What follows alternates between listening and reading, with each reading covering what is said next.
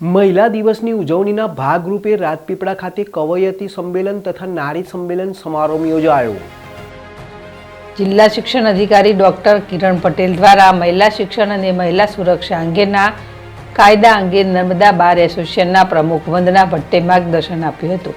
જ્યારે કન્યા વિનય મંદિરના પ્રિન્સિપાલ અમીષાબેન પવારે મહિલા જાગૃતિ અને શિક્ષણ અંગે પ્રવચન માર્ગદર્શન આપવામાં આવ્યું હતું।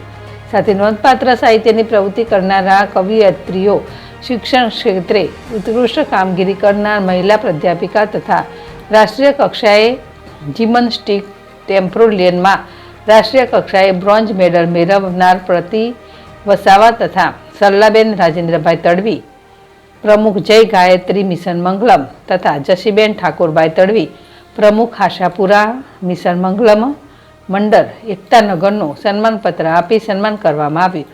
મહિલા દિન ઉપર 8 કવિયત્રી બહેનોએ કવિયત્રી સંમેલનમાં ભાગ લીધો હતો। જોકે આ નર્મદા સાહિત્ય સંગમના પ્રમુખ દીપક જગતાપે ખાસ ઉપસ્થિત રહી મહિલા સશક્તિકરણ અંગે માહિતી આપી હતી।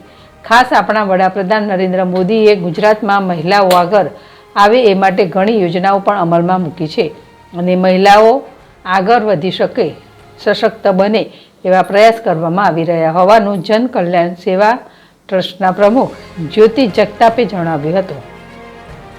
દીપક જગતાપ, જેડેશ ટીવી, રાજપીપળા।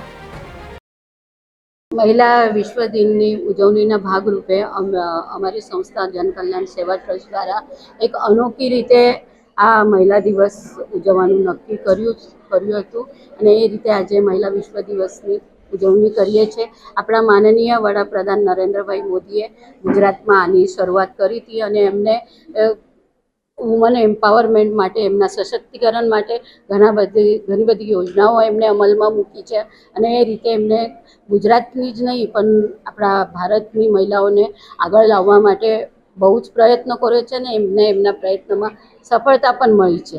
એવી જ રીતે આ અમારા રાજપીપળામાં અમે એક પ્રયત્ન કર્યો છે કે નર્મદા સાહિત્ય સંગમ સાથે જોડાણ કરીને અમે મહિલા કવિયત્રીઓને પહેલીવાર નર્મદા જિલ્લામાં મહિલા કવિયત્રી સંમેલન આજે અમે યોજ્યું છે અને એમાં અમને ઘણી સફળતા મળી છે। જ્યોતિ જગતાપ, જન કલ્યાણ સેવા।